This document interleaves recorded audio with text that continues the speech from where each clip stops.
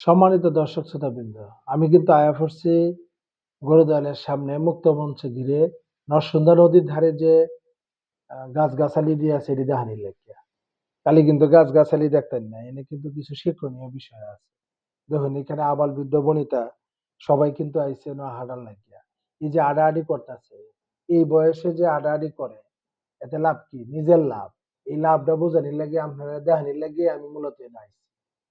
যে আপনারা দেখুন যারা এই যে ফজরের নামাজের সময় ঘুমায়ে থাকুন বা সকালবেলা ঘুমায় এরার লাগে বার্তা দেওয়ার জন্যই আমি কিন্তু আইছি। তা দেখুন আপনারা যে কিভাবে সকল বয়সের লোক পুরুষ মহিলা মিললেই হাঁটাহাঁটি করতেছে। তা আপনারা আয়া পড়ুন এই মুক্ত মঞ্চে। আর মুক্ত মঞ্চে চিকিৎসার ব্যবস্থাও আছে। প্রাথমিক একটা চিকিৎসা সেবা দেয়। আমরা এখন কথা বলবো উনার সাথে। দেখি উনি কি বলে। আসসালামু আলাইকুম ওয়া রাহমাতুল্লাহ।